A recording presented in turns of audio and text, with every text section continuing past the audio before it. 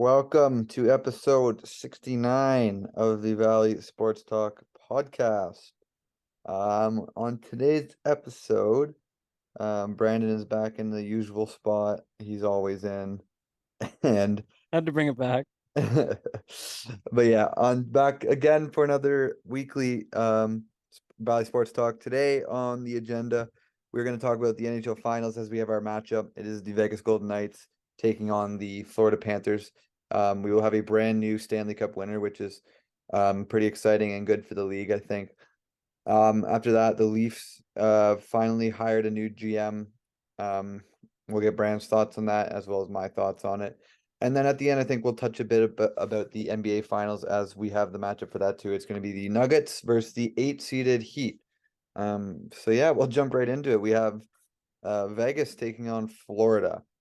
Florida obviously taking care of business against Carolina. Vegas up 3-0, lose two, but then they finally have a very impressive game six and take home and move on to the finals.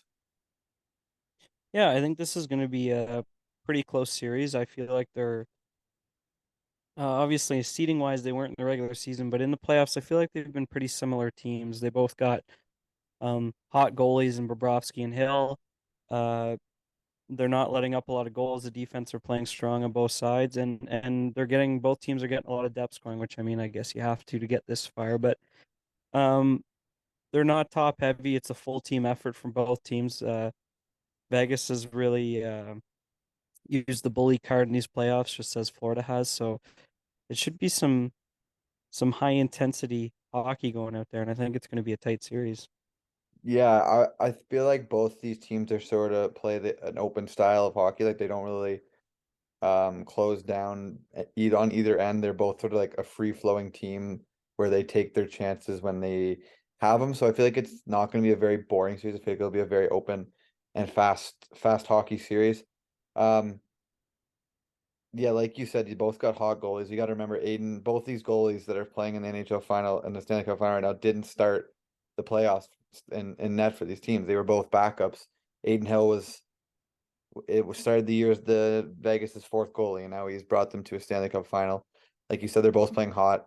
I feel like at the same time, both could drop their play could both drop at any moment in time, and it could be a goal fest in this finals. But like you said, I like how both teams don't let in very many goals and they're both very high energy teams, I feel. Both have very high energy depth, like you said. And in the game six, especially for Vegas, their depth was the reason they won that game. Like three of their four goals were scored on from lines three and four. So I think whatever team's depth scoring comes out is the team that will win the Stanley Cup. Yeah, 100%. Like you said, I don't really know if we can predict what's going to happen in this series because both goalies could stay hot and it could be a tight, low scoring game, or like you said, either one of the two or both of the two could very easily lose it, and we could have a very high scoring series. So it's going to be hard to predict that way. But um, I think predictions wise, I've bet against them in every series, so I might as well keep it up. I think Vegas will win this one. I'm actually gonna say seven.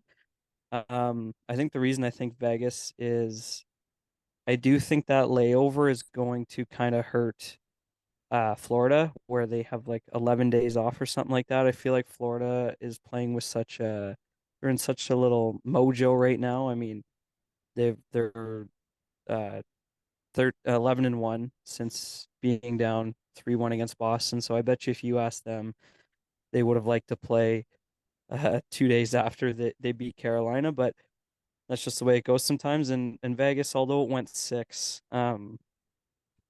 game six, they could rest a lot of their stars. The game finished 6-0, so um, they could rest a lot of their guys. I feel like they, with that being said, resting their guys in game six in the third period, they're gonna have just enough of a rest to where they won't be super tired either. So I feel like it's gonna be two rested teams, but Vegas has just played more hockey recently, and I think that their legs won't be as stiff going into game one. I think Vegas comes out with a big game one. I think Florida's got, like I said earlier, I agree that there's a chance, but I think Florida's got too hungry of a team that they're going to come out stale. I don't know. They just have that. that weird feeling with me. Like it didn't obviously didn't happen in the Toronto series. They had plenty of rest from that series. So I don't see it happening again. Or I don't see it happening this time because like I said, they're a very open, fast flowing team. They like to take chances. But at the same time, it's Stanley Cup final, anything could happen. Um, I don't think there's very, other than on Vegas, there's not very many players on Florida that have really been in a Stanley Cup final game. So it's going to be a sort of new environment for that team for Florida. You took Florida and Vegas in seven. I'm actually going to go Florida in seven. I called it early on Saturday. I said it to you, Matthew Tkachuk, game seven overtime winner. So I said Yeah. that. Got to stick to that. I'm going to go Florida in seven. Everybody's bet on them throughout the whole finals, and I finally decided not to bet on them against Carolina, and it worked that way. Saying that, it's probably not going to work this time. Vegas is probably going to sweep them for my luck, for all I know. But yeah, I'm going to go Florida in seven. Conn Smythe, I think it's going to be Bobrovsky. I think he's a chance that he's going to fall off completely, fall off the face of the earth and become the old Bobrovsky, not the old Bobrovsky, but like the regular season Bobrovsky. But if he can keep playing the way he is, I think he was the reason that they won both the Toronto series and the series against Carolina. So if he can carry this team to a Stanley Cup, you don't see it very often, but I think Sergei Bobrovsky could take home the Conn Smythe. Yeah, I mean, if Florida wins, I think that'll be the answer too. I'm going to say it's going to go to Jonathan Marchessault. Ooh, I like Um, it. yeah, I mean, Eichel, we were talking last podcast. If Vegas were to win, he was my favorite at that point, but gotta remember it's his first time in the playoffs. He looks like he's still playing great, but he might be slowing down. Just he might be getting a little tired. He didn't score in the Dallas series, I don't believe. Um, had a couple helpers, Ridiculous. obviously, to keep his point totals going, but no goals. So, like I said, he might just be getting a little tired. He's never been here before, so that might continue into the Stanley Cup Finals as games get harder and the season goes on longer as Noah sprained himself in the face. So, Jonathan Marchessault, he's been here. I don't know. Yeah, he's been in the Stanley Cup against Yeah, he was there Washington. that first year. But either way, Vegas has been making runs their whole franchise except for last year. So he's used to this. He knows how they are on the body, and I feel like he's going to step up in the Stanley Cup Finals. For sure. He's been great like throughout the whole playoffs. He's one of those he's one of those like guys that I really like because he's like a really hard worker. Like he's not like a fancy guy. He has a great shot, but he works his ass off to get to the net and to get these goals. He's none of his goals are real fancy. They're all usually around the net. But yeah, it's going to be. I feel like most of the North America is cheering for Florida. I feel like Vegas is one of those teams that just everybody doesn't really like that much. I don't know if you feel the same way, but $100%. not that I have anything personal against Vegas, but I just feel like a lot of people are cheering for Florida over Vegas in this situation based off how Vegas treats their cap. I think Yeah, that's exactly. They like to Vegas likes to go heavy on the money and heavy on the LTIR. yeah, for sure. And I mean, how could you not cheer for an 8 seed? So I feel like you said, a lot of people will be cheering for Florida for sure.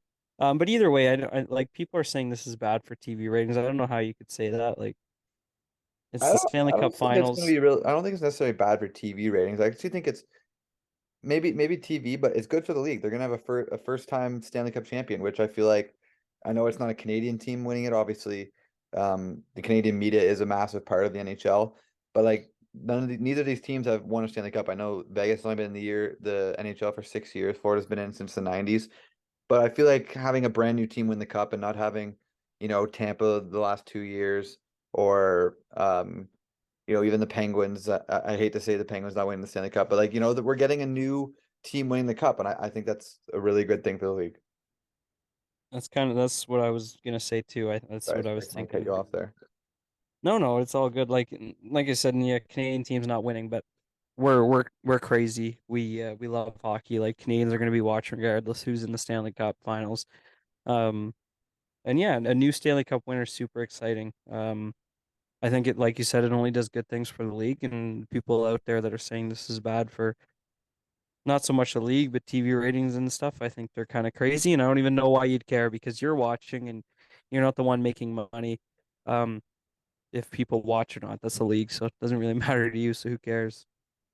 Yeah, for sure. And the one thing that people always say, the amount of Canadians on a team is who will win the Stanley Cup. And if we're going off this, I saw it the other day. Let me pull it up real quick. I saw the country, the hometown, the birth country breakdown. Pretty sure Vegas does have a lot of Canadians I thinking think about it. Vegas has 16 and Florida has 13. Yeah, I mean Um, it is the case. We did just bring home the world championships. yes, we can talk about that a bit. I mean, People, good on Latvia. I know by the time this podcast comes out on Friday, it'll have almost been a week, and most other people have talked about it, so you'll already know. But Latvia getting a medal for the first time in history, getting a national, not a national, but a countrywide holiday on Monday is pretty exciting. I was reading that the highest they'd ever come in this tournament or in general is seventh place, and to finish third and beat the States in overtime and scoring a late one to get it to overtime is very exciting. And from just the World Juniors, watching the World Juniors growing up and this tournament growing up, no matter how bad Latvia is, their fans are loud. And I don't know if you saw the video of the Latvian announcers when they scored, but there's a lot of excitement there, and it's cool to see. yeah, I agree. I think it's very cool to see the way that the videos I saw on Instagram about how their parade and how passionate those fans were, how happy that country was. It's great to see, especially for hockey in Latvia. I know we've never really considered them to be like sort of a threat. Every time we play them, every time Canada plays them in anything, any World Championship, World Juniors, I never really bat an eye to them. But like they said, they beat the States in overtime. I know the States didn't have a strong roster, but hey, you gotta work with what you're given. And hats off to Latvia for bringing the bronze. And it's good to see a lot of Canadians who didn't have the best NHL season be able to come to this and win. I believe it was Tyler Myers' tweet who said, like in quotations, Not the worst best. Canadian roster. Was that Tyler Myers? Yeah, Yeah, so I mean, Tyler Myers didn't have the best season, had a decent tournament.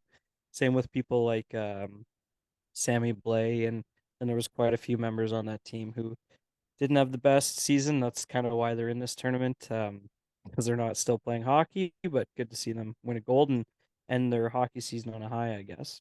for sure. Moving on. Hours ago, actually, the Leafs announced that their 18th general manager in history is going to be Brad. I don't. You say his last name. I don't know how to say it. For a living. Treliving, Brad Treliving, former Flames general manager. He just got fired by the Flames this year. Obviously, he's been known as the one thing that he's been known as the last year is the guy that traded away Matt Tkachuk, even though you see what he's doing. Obviously not going to look at the bad things, but what is your initial thoughts as a Leafs fan on this signing? Um, Obviously, I'd rather have Dubas on the team, but now that Dubas is gone, you got to look past that, and the GM options weren't the greatest. So I think Treliving was the best option there. Not overly excited about it, but like I said, there wasn't really great options. Especially with some of the other people I heard they were interviewing. Um, I'm the one I wanted the most was Brad Treliving, so I guess that's a good thing. Yes, he traded away Matthew Tkachuk, but Johnny Gaudreau walked away. Tkachuk wanted to go, and like I said in two podcasts ago, our last podcast, you and me, our live reaction to that trade was that um, Please, Tim. Calgary fleeced him, and that still could be the case. I mean, obviously Matthew Tkachuk is having it's not going to be a fleece anymore, but Matthew Tkachuk's having a great season. But Jonathan Huberdeau and Mackenzie Weegar and just Calgary in general had uh were way below expectations. They lost, I think it was like 12 games in the extra frame in the regular season, and if they come out with two of those wins are in the playoffs, they had the same amount of points, I believe, or actually more than the Florida Panthers in the regular season. Just didn't make it in because of the West. Um, Markstrom had a super disappointing season. Um, Sutter, the coaching, it just didn't work out there. So I feel like if Markstrom goes back to even just league average, um, and they get a new coaching voice in there, I still think the Flames are a playoff team. We got it. Like the Flames are a playoff team. I'm sorry. They got 100%. it. They got a good roster. They Just have a so much bad year. talent on that roster. I just think they had an off year.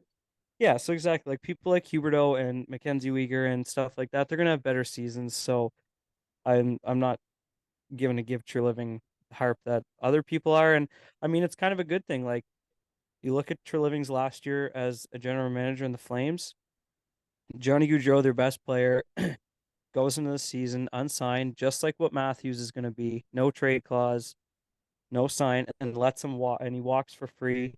And then Matthew Tkachuk instantly wants to go. And that's a situation you could definitely see in Toronto. If Austin Matthews were to walk, you could see players like Marner, Nylander wanting to walk. And True Living already had an interview about that, and he said he learned his lesson and he would never let something like that happen again. So, although I wouldn't want to see Matthews go, if True Living was to find out that Matthews wasn't going to stay, um, he would definitely trade him, and at least you're not getting nothing for him, right? So I think he's learned his lesson, and he's coming into a situation that he's already gone through. So hopefully it'll work out better than it did in Calgary. That's my only hope. Yeah, obviously, I'm not honestly the biggest fan of Treliving as a GM. I don't think he's really uh not adequate. I don't think he's a like an exceptional GM.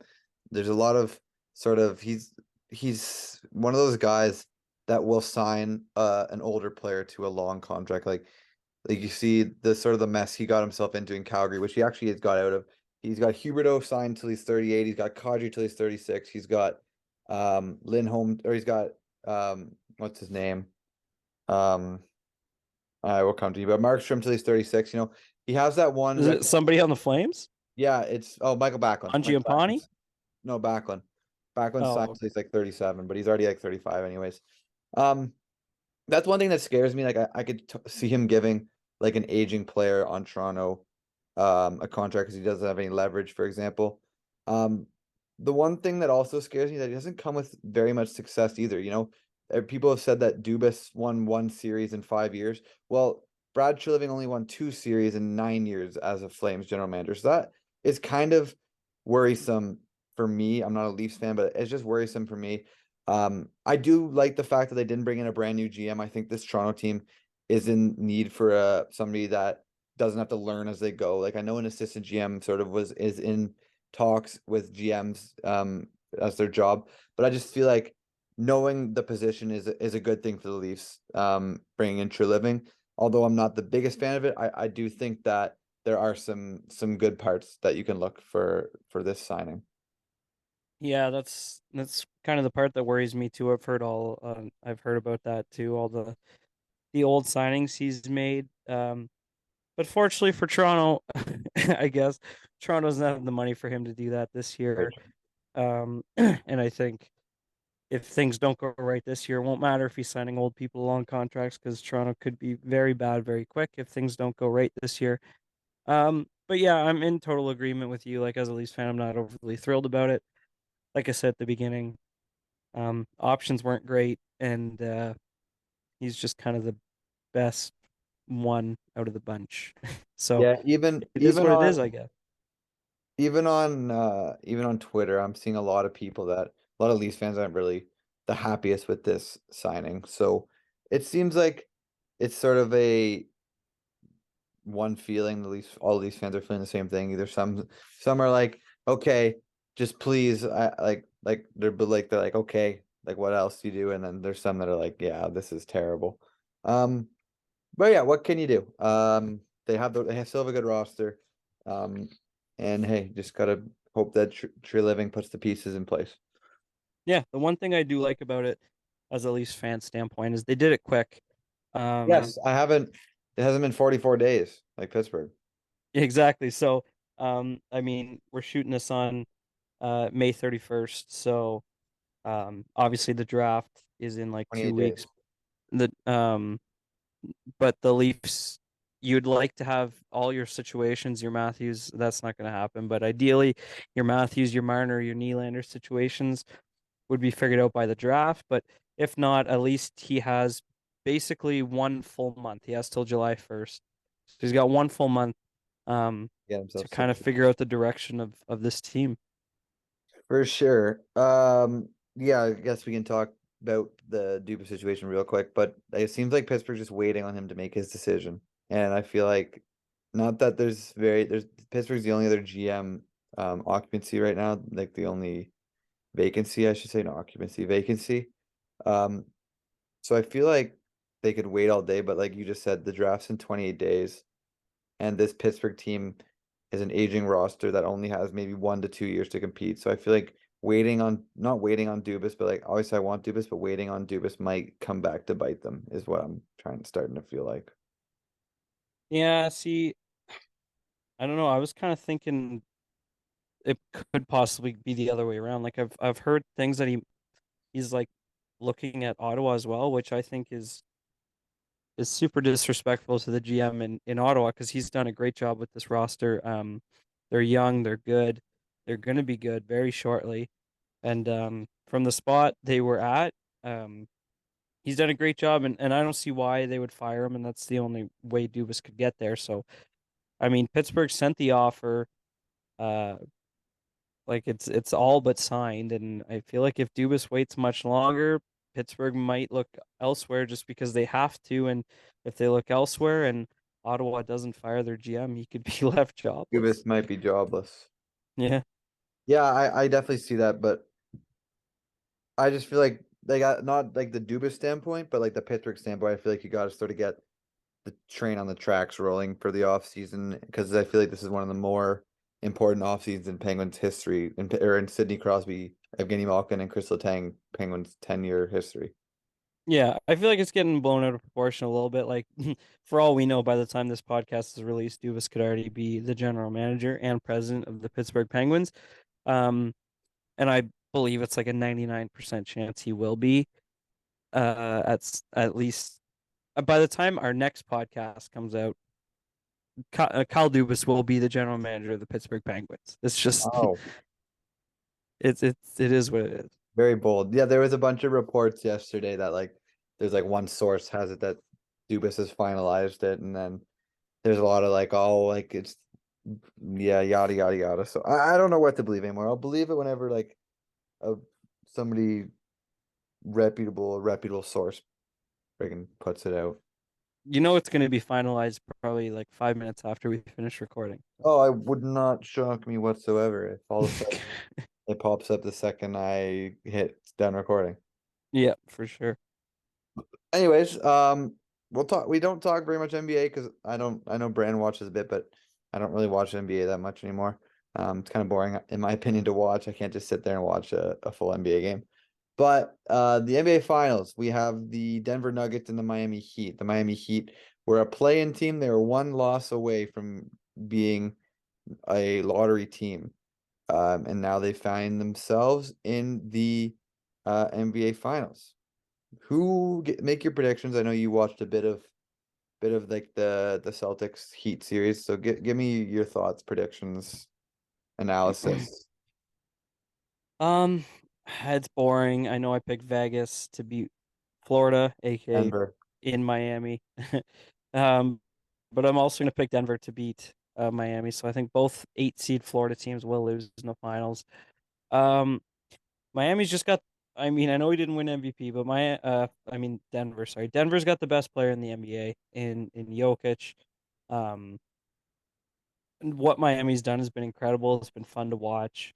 But their role players have really stepped up, and I just don't know if they can do that the entire run. Especially, I know it. People always say, but it is true. Playing in Denver with the elevation change, that definitely plays into a factor. And Denver had a sweep, so they've not only are they used to the elevation because that's their home rink or arena, but they've been there for almost like 9 days practicing, where Miami has to go right from Boston to Denver. So I think they might come out slow um, to start the series, and against Denver, that's going to be hard to come back from. So I think Denver will win.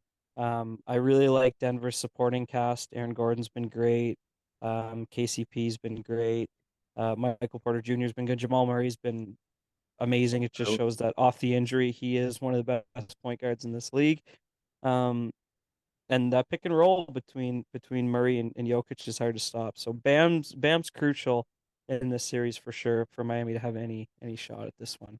Yeah, I mean, I feel like I got to roll with my 8 seed. I'm gonna go Miami. The one thing I do want to point out, whether or not whichever team wins, Kyle Lowry will get in his second ring or Jamal Murray will get in his first ring. So I know Kyle Lowry is not Canadian, but he's a Raptors legend, probably the greatest Raptor of all time. So whether or not he gets it or Jamal Murray, an actual Canadian gets it, Canada's gonna be well represented in getting the ring. So that is one thing that I sort of like to see. Yeah, for sure. And speaking of Toronto, I guess congratulations on Nick Nurse getting the Philadelphia job. Um, I know we don't really like Philadelphia, but it's a great fit. You can't deny that. For I both know sides, it's a great fit. I keep seeing things that how now if Nick Nurse or if James Harden leaves, Fred VanVleet's like the number one player on the 76ers radar to pick up. I'm like, oh my God. The whole Raptors squad is gonna just be 76ers. Like Kawhi is gonna get traded there. Some But I don't see Harden leaving, to be honest with you. Um, I think Harden will come back. Um, and I mean, like you look at Nick Nurse, and he's just such a smart coach. Like he's been able to stop like in every playoff run when Toronto won the championship.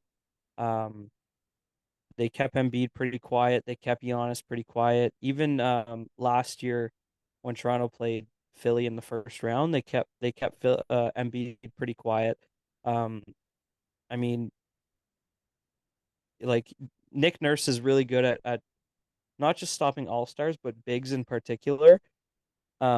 And I feel like if he can teach you Embiid what he did to stop him and what other teams are probably going to start adapting and doing the same thing, then Embiid could have a monster season this year, even better than the one he just had.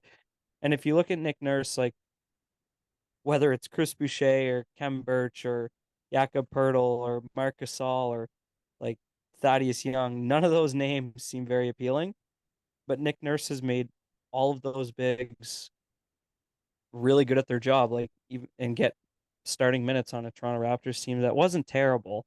Um, and what Nick Nurse does with his bigs is basically sit him in the paint and grab boards and putbacks and look for him in the paint.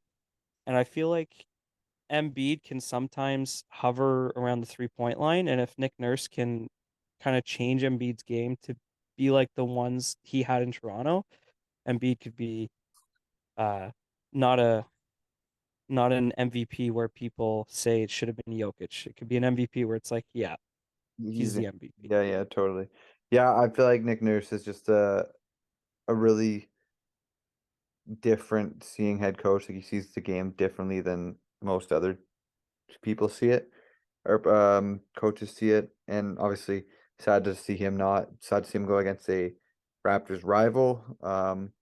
But good for him. And yeah, I think that he's gonna be able to do some good things in oh my God, Philly. Philly. Oh my But God. now it's just the Raptors, the Pistons, I believe, and the Suns without coaching jobs. So Yeah, I and, don't and know. another Raptors talk. The Bucks signed their assistant coach, Adrian Griffin, to be their next head coach.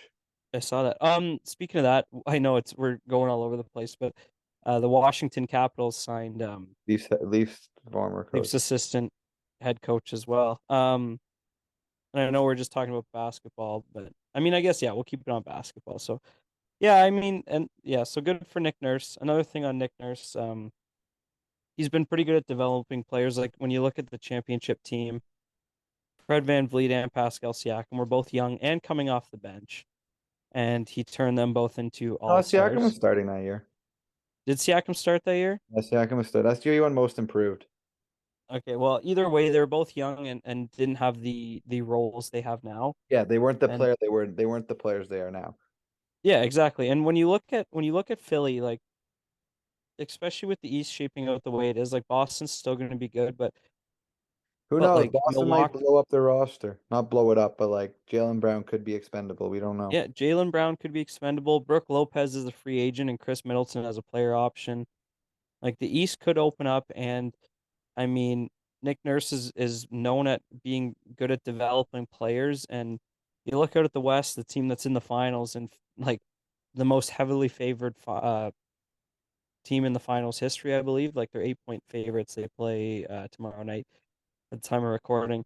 Um, why are they so good? Because they got a great point guard and a great center, and their pick and roll is unstoppable. I'm Just fundamental wondering basketball. exactly. I'm wondering if Nick Nurse can turn Tyrese Maxey into a Jamal Murray. Hype.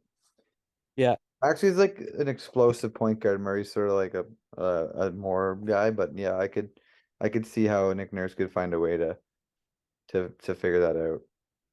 yeah. I mean, they would be like, if they could figure that out, the 76ers and the Nuggets would be very similar teams. Like they would have a great five, a very good one as well, and then with good surrounding players like Tobias Harris. If Harden comes back, you also got George Niang. You got there's just quite the roster. They could be favorites heading into next year if depending on how Nick Nurse can develop this squad. Develop them. You know, Will be very interesting. But yeah, I think that's about all I have prepared, unless you have anything else you want to chat about. no, the mouth is pretty dry. Done pretty Yeah. well. So I think we'll stop it there. If you guys enjoyed, make sure you leave a like. We really appreciate the support we've getting lately. I know Brandon pointed out that our last couple episodes have been getting good views for our standards. Yeah. So we appreciate you guys watching. We hope that you guys enjoyed this episode, and we will be back next week. See ya.